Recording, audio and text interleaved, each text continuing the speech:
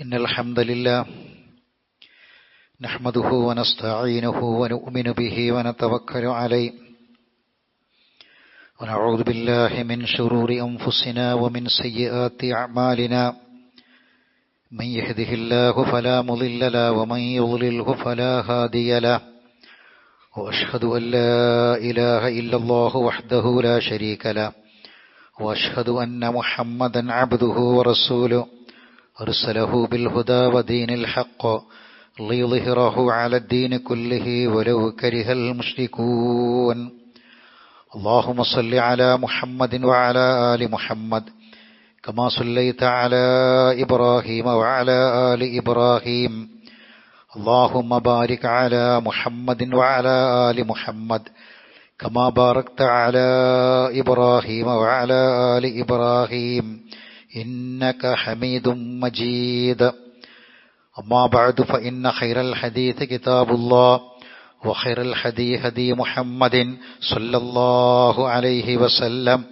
وشر الأمور محدثاتها وكل محدثة بدعة وكل بدعة ضلالة يا أيها الذين آمنوا اتقوا الله وقولوا قولا سديدا يصلح لكم أعمالكم ويغفر لكم ذنوبكم ومن يطع الله ورسوله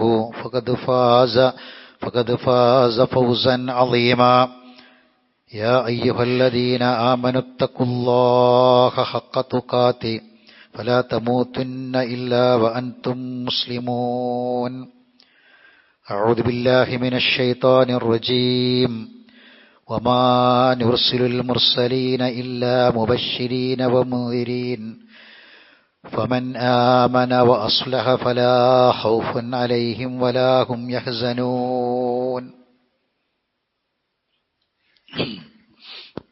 ബഹുമാനരായ സത്യവിശ്വാസികളെ, വിശ്വാസിനികളെ,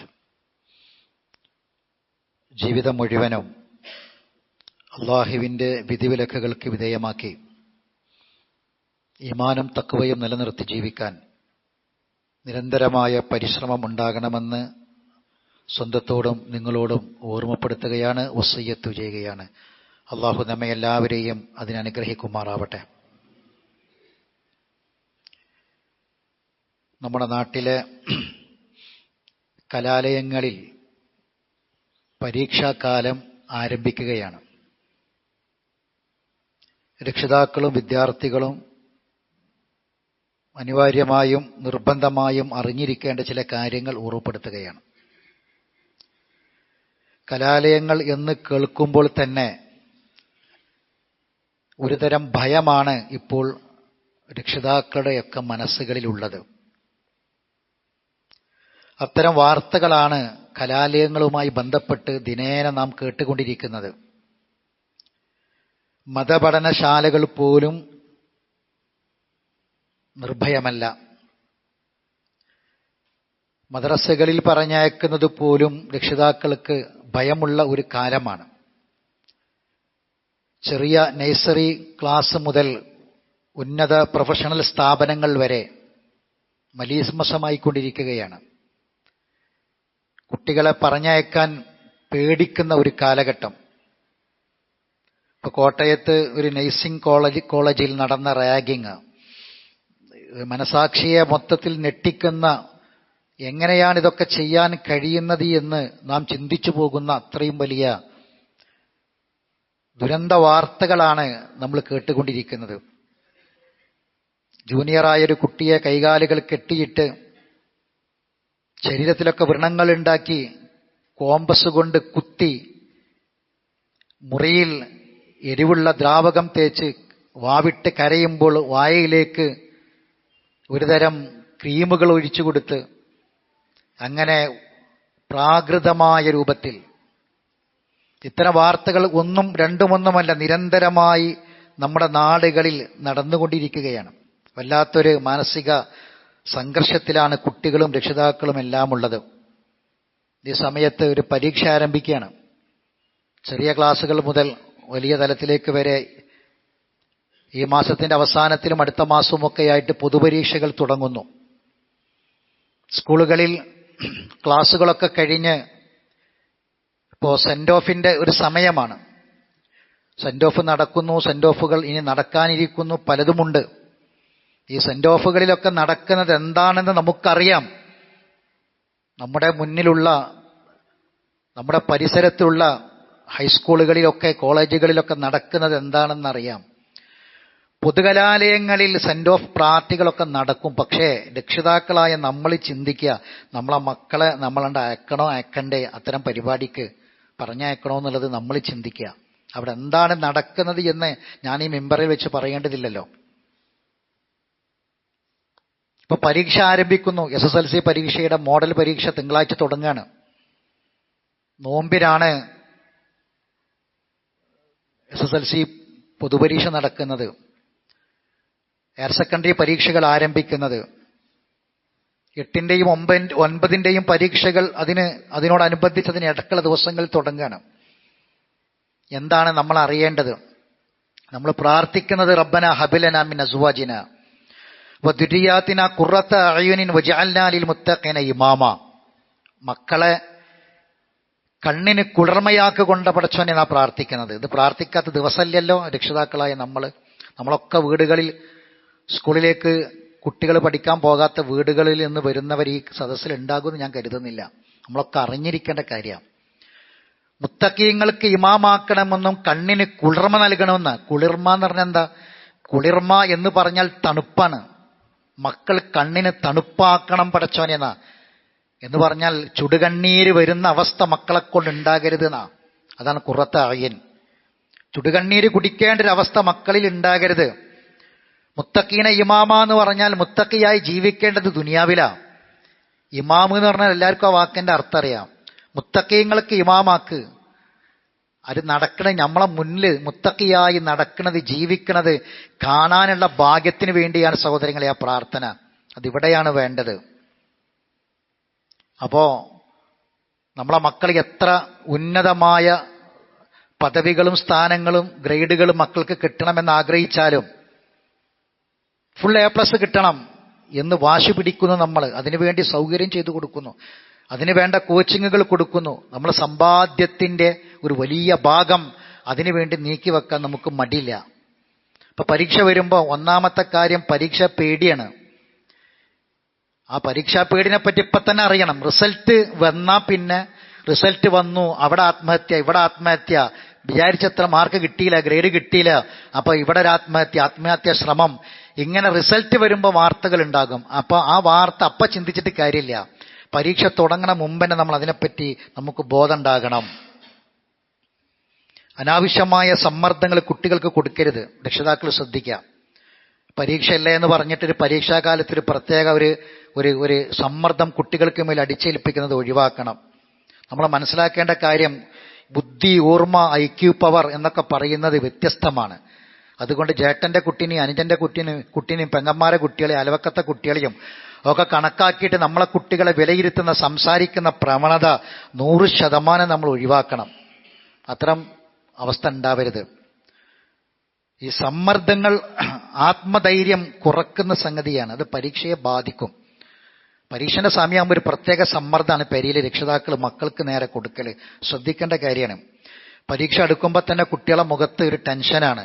കുട്ടിക്ക് തലവേദന, ഉറക്കല്ലായ്മ, ക്ഷീണം, പിന്നെ ഭക്ഷണം വേണ്ടാത്ത അവസ്ഥ, അതൊക്കെ കുട്ടികൾക്ക് ഉണ്ടാകും. ഇത് പരീക്ഷന്റെ സമയത്താണ്. അപ്പൊ ഈ സമ്മർദ്ദങ്ങൾ എന്താണെന്ന് തിരിച്ചറിഞ്ഞ് അതിന്റെ പോരായ്മകൾ പരിഹരിക്കാൻ നമുക്ക് കഴിയണം. കുട്ടികളുമായി ആശയവിനിമയം നടത്തണം. പരീക്ഷാകാലത്ത് കുട്ടികളെ ഭക്ഷണം, ഉറക്കതൊക്കെ പ്രത്യേകം ശ്രദ്ധിക്കുക. ഈ ഉറക്കം ഒഴിച്ച് പഠിക്കാനൊന്നും മക്കളോട് പറയരുത്. വജഅൽനാ നൗമക്കും സുബാത്ത. അള്ളാഹ് പറഞ്ഞത് ഉറക്കത്തെ ഒരു വിശ്രമമാക്കിയതാണ്. വിശ്രമം നിർബന്ധമാണ്, വിശ്രമം ആവശ്യമാണ്. ഭക്ഷണം, ഫാസ്റ്റ് ഫുഡും അതുപോലെ തന്നെ സോഫ്റ്റ് ഡ്രിങ്കും ഒക്കെ കുട്ടികൾക്ക് കൊടുക്കണതൊക്കെ ഒഴിവാക്കുക. ഭക്ഷണത്തിന്റെ കാര്യങ്ങളൊക്കെ ശ്രദ്ധിക്കുക. അവരുടെ കൂടെ ഇരിക്കുക. അവർക്ക് വേണ്ട കാര്യങ്ങളൊക്കെ ചെയ്തു കൊടുക്കുക. അതോടൊപ്പം നേരത്തെ ഉറങ്ങി നേരത്തെ എഴുന്നേൽക്കാൻ ശീലിപ്പിക്കുക. പാതിരാക്ക് 12 മണി 1 മണി വരെ ഇരുന്ന് പഠിക്കാനല്ല പറയേണ്ടത്. ഒരു മുസ്ലിമിന്റെ വീട്ടിൽ പരീക്ഷയാണെങ്കിലും അല്ലെങ്കിലൊക്കെ വേഗം ഉറങ്ങണം. ഉറങ്ങിയിട്ട് നേരത്തെ എഴുന്നേൽക്കണം. അങ്ങനെ എഴുന്നേറ്റ് പഠിക്കാൻ അവർക്ക് പറഞ്ഞു കൊടുക്കണം. ആ സമയത്തൊരു നിസ്കാരമൊക്കെ ഉണ്ട്, തഹജ്ജുദൊക്കെ അവരെ ശീലിപ്പിക്കുക. എന്നിട്ട് ആ തഹജ്ജുദ് നിസ്കാരത്തിൽ പ്രാർത്ഥിക്കാനൊക്കെ മക്കളോട് പറയാം. പഠിച്ചത് ഓർമ്മയിൽ നിൽക്കാനും പഠിച്ചത് പേപ്പറിലേക്ക് എഴുതാനും ഒക്കെ അള്ളാഹിന്റെ തൗഫീക്കിന് വേണ്ടി അത്തരം പ്രാർത്ഥനകൾ മക്കൾക്ക് പറഞ്ഞു കൊടുക്കുക.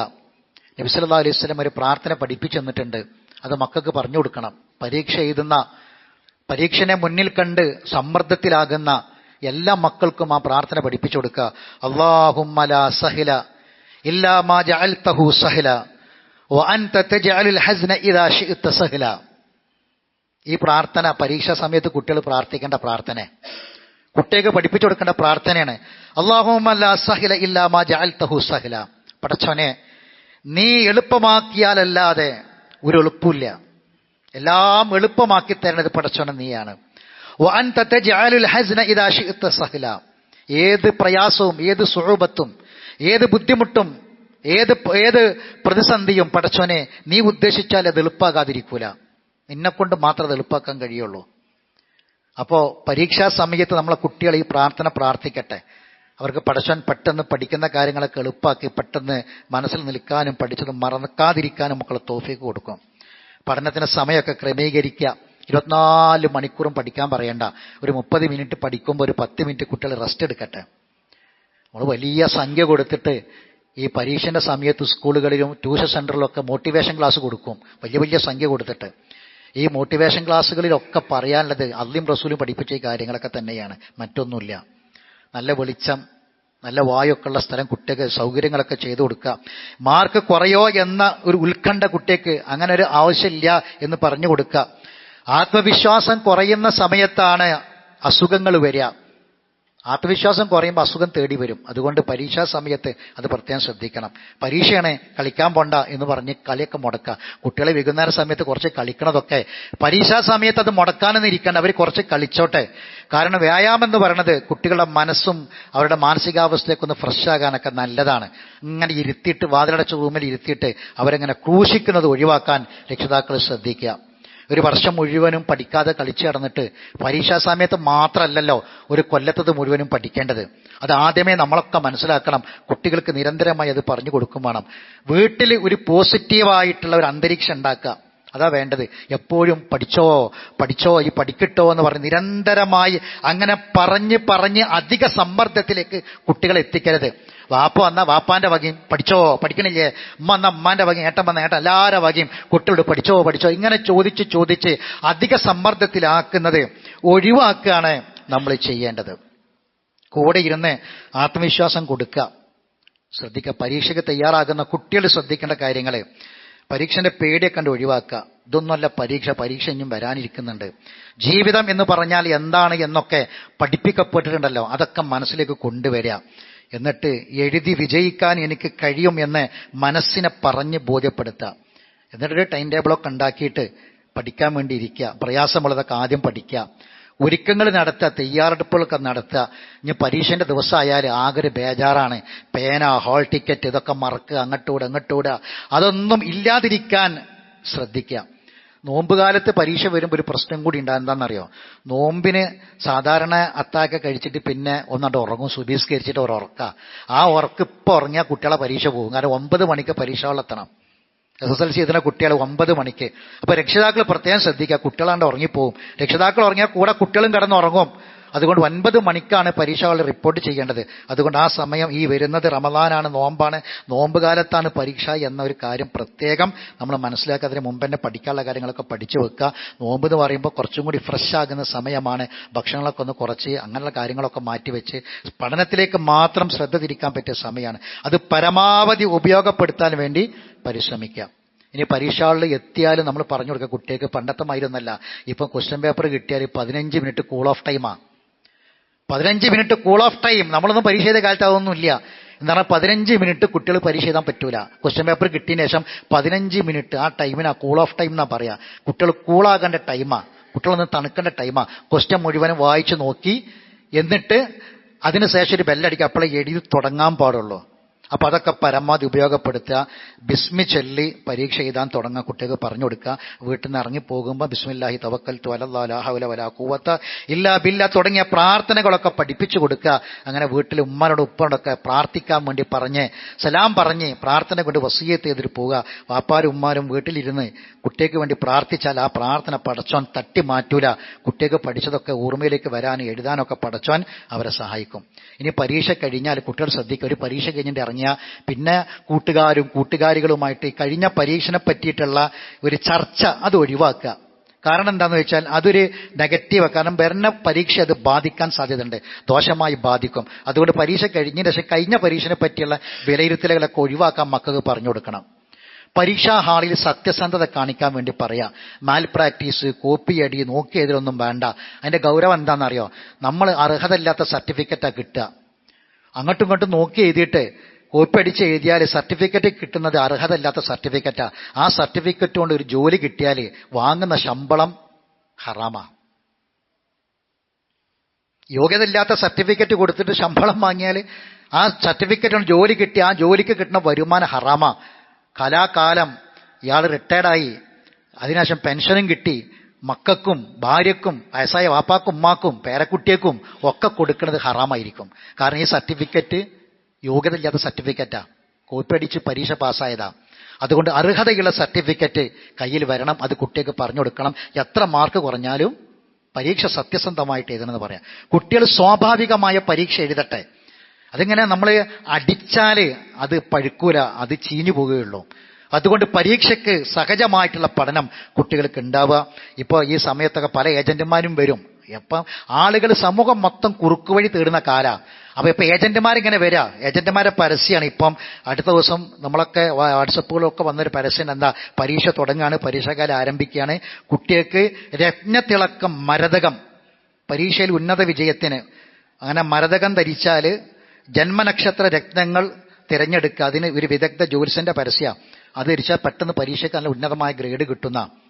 ഇപ്പൊ കഴിഞ്ഞ ദിവസം ഒരു കുട്ടി എന്താ പറഞ്ഞറിയാം, ഞങ്ങൾ മമ്പർത്ത് പോയിനി. എന്തിനാന്ന് ചോദിച്ചപ്പം താത്താന്റെ പരീക്ഷ തുടങ്ങാണ്, താത്താക്ക് പരീക്ഷ എഴുതാൻ മമ്പർത്തിന് പേന വാങ്ങാൻ വേണ്ടി ജാറത്തേക്ക് പോയതാണ്. ഇത്തരം തട്ടിപ്പുകളും വെട്ടിപ്പുകളും ഇത്തരം ഏജൻസികളും വർദ്ധിച്ചു വരുന്നു. ഇതൊക്കെ നമ്മൾ മനസ്സിലാക്കി വെക്കണം. അള്ളാഹിന്റെ സഹായത്തിന് വേണ്ടി പ്രാർത്ഥിക്കാം. അല്ലാഹു തആല എല്ലാം എളുപ്പമാക്കി തരും. വമാ നുർസിലുൽ മുർസലീന ഇല്ലാ മുബശ്ശിരീന വ മുൻദിരീന. അള്ളാഹു പ്രവാചകന്മാരെ നിയോഗിച്ചത് സന്തോഷ വാർത്ത അറിയിക്കാനും താക്കീത് ചെയ്യുവാനാണ്. ഫമൻ ആമന വാസ്ലഹ, ഒരാൾ വിശ്വസിച്ചു നിലപാട് നന്നാക്കി, ഫലാ ഖൗഫുൻ അലൈഹിം വലാ ഹും യഹ്സനൂൻ, ദുഃഖം വേണ്ട, സങ്കടം വേണ്ട. യാ ബനി ആദം ഇമ്മാ യഅ്തിയന്നകും റസൂലുൻ മിൻകും യഖുസ്സൂന അലൈക്കും ആയാതി, ആദമിന്റെ മക്കളെ, നിങ്ങളിൽ നിന്നുള്ള മുർസലീങ്ങൾ നിങ്ങൾക്ക് വന്നെത്തിയിട്ടുണ്ട്, എന്റെ ആയത്തുകൾ നിങ്ങൾക്ക് വിവരിച്ചു തരാൻ. ഫമനിത്തഖ, അതുകൊണ്ട് ആരെങ്കിലും സൂക്ഷ്മത പാലിച്ച് ജീവിച്ചാൽ, വഅസ്ലഹ, നിലപാടുകൾ നന്നാക്കിയാൽ, ഫലാ ഖൗഫുൻ അലൈഹിം വലാ ഹും യഹ്സനൂൻ, അവർക്ക് ദുഃഖിക്കേണ്ടതില്ല, സങ്കടപ്പെടേണ്ടി വരികയുമില്ല. അതുകൊണ്ട് മാന്യമായ രൂപത്തിൽ, നല്ല രൂപത്തിൽ നമ്മളെ കുട്ടികൾ പരീക്ഷ എഴുതി അവർ പാസ്സാകണം. അവരുടെ ഭാവി സുരക്ഷിതമാകണം. അതിനു വേണ്ടിയുള്ള ശ്രദ്ധയും ജാഗ്രതയും രക്ഷിതാക്കളുടെ ഭാഗത്ത് ഉണ്ടാവണം. അനാവശ്യമായ ടെൻഷനുകൾ, സമ്മർദ്ദങ്ങൾ ഒഴിവാക്കുക. കുട്ടികളെ ഫ്രീ ആയിട്ട് വിടുക. അവർക്ക് വേണ്ട എല്ലാ സഹായങ്ങളും ചെയ്തു കൊടുക്കുക. അല്ലാഹു സുബ്ഹാനഹു വ തആല നമ്മളെ മക്കളെ സ്വാലിഹായ മക്കളാക്കി തീർക്കട്ടെ. ഇഹലോകത്തും പരലോകത്തും ഉന്നതമായ സ്ഥാനം ലഭിക്കുന്ന നല്ല മക്കളാക്കി അല്ലാഹു നമ്മളെ മക്കളെ മാറ്റി തരുമാറാവട്ടെ. അഖൂലു ഖൗലി ഹാദാ അസ്തഗ്ഫിറുല്ലാഹൽ അളീമ ലീ വലക്കും ഇന്നഹു ഹുവൽ ഗഫൂറുർ റഹീം.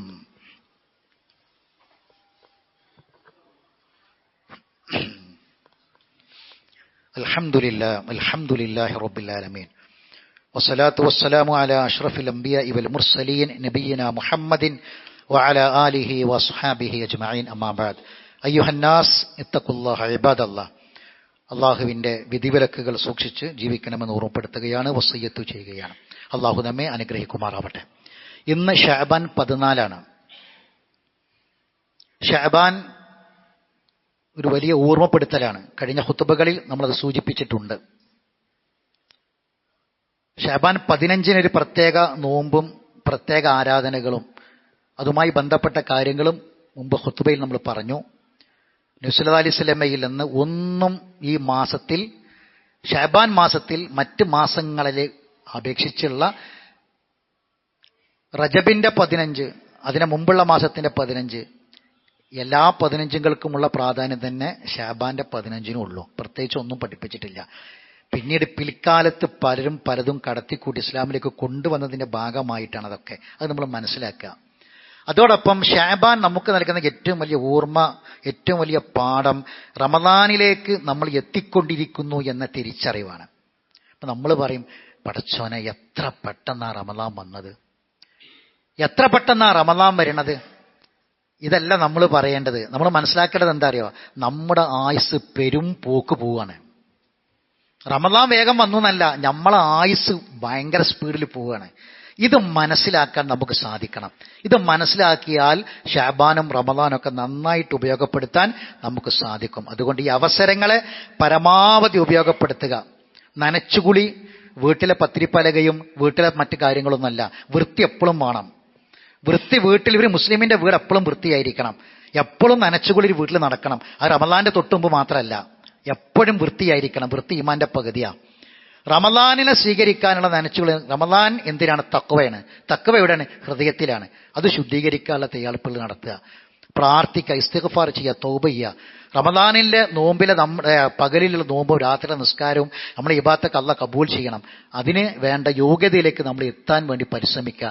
റബ്ബിനോട് ചെയ്ത തെറ്റുകളൊക്കെ ഏറ്റുപറഞ്ഞ് തൗബ ചെയ്യുക, ഇസ്തിഗ്ഫാർ വർദ്ധിപ്പിക്കുക. പടച്ചോനെ റമദാനിലേക്ക് ആയുസ്സിനെ നീട്ടിയിട്ട് കൊണ്ട പടച്ചോനെ നിരന്തരമായി പ്രാർത്ഥിക്കുക. കാരണം റമദാൻ എന്ന് പറഞ്ഞാൽ, ആയുസ്സിലൊരു റമദാൻ കിട്ടുക എന്ന് പറഞ്ഞാൽ അത് പരലോകത്തേക്കുള്ളൊരു വലിയ സമ്പാദ്യമാണ്. അതുകൊണ്ട് ഈ റമദാനിന്റെ മുന്നിൽ വെച്ച് പടച്ചോനെ അത്തരം അവസ്ഥകളിൽ നിന്ന് മാറ്റി റമദാനിലേക്ക് എത്തിയിട്ട് ഇബാദത്തുകളൊക്കെ ചെയ്യാനുള്ള തൗഫീഖ് കൊണ്ട് പടച്ചോനെ നിരന്തരമായി നമ്മൾ പ്രാർത്ഥിക്കുക. അതിനുവേണ്ടിയൊക്കെ ഈ അവസരങ്ങളെ ഉപയോഗപ്പെടുത്തുക. അള്ളാഹു നമ്മെ സഹായിക്കുമാറാവട്ടെ. അറിവില്ലായ്മ കൊണ്ട് വന്നുപോയ തെറ്റുകുറ്റങ്ങൾ അള്ളാഹു വിട്ടുപുറത്ത് മാഫാക്കി തരട്ടെ. മരണപ്പെട്ടുപോർക്ക് അള്ളാഹു മഗ്ഫിറത്തും റഹ്മത്തും പ്രദാനം ചെയ്യുമാറാവട്ടെ. രോഗികളായി വീടുകളിലും ആശുപത്രികളിലും കഴിയുന്നവരുണ്ട്, ദുആ കൊണ്ട് വസിയത്ത് ചെയ്തവരുണ്ട്, അള്ളാഹു രോഗശമനം പ്രദാനം ചെയ്യുമാറാവട്ടെ. മാരകമായ രോഗങ്ങളിൽ നിന്ന് അള്ളാഹു നമ്മളെയും നമ്മുടെ മക്കളെയും നമ്മുടെ കുടുംബത്തെയും കാത്തുരക്ഷിക്കുമാറാവട്ടെ. നമ്മുടെ ചേലേമ്പ്രയിലെ നമ്മുടെ സജീവ പ്രവർത്തകനും ചേലേമ്പ്രയിലെ എൻ്റെ ഒരു ഖുർആൻ പഠിതാവുമായിരുന്ന 42 വയസ്സ് മാത്രമുള്ള അബ്ദുറഹ്മാൻ കഴിഞ്ഞ ദിവസം മരണപ്പെട്ടു. അള്ളാഹു സുബ്ഹാനഹു വ തആല അദ്ദേഹത്തിന് മഗ്ഫിറത്തും റഹ്മത്തും പ്രദാനം ചെയ്യട്ടെ. ഒരു ഖുർആൻ പഠിതാവിന് അള്ളാഹു തആല വാഗ്ദാനം ചെയ്തിട്ടുള്ള എല്ലാ ദറജകളും നൽകി അള്ളാഹു അനുഗ്രഹിക്കുമാറാവട്ടെ. അദ്ദേഹത്തിന്റെ ഹസനാത്തുകളെല്ലാം അള്ളാഹു കബൂൽ ചെയ്യുമാറാവട്ടെ. ചെറിയ മക്കളും ഭാര്യയും കുടുംബവും ഉണ്ട്. അള്ളാഹു തആല അവർക്ക് ക്ഷമയും സമാധാനവും പ്രദാനം ചെയ്യട്ടെ.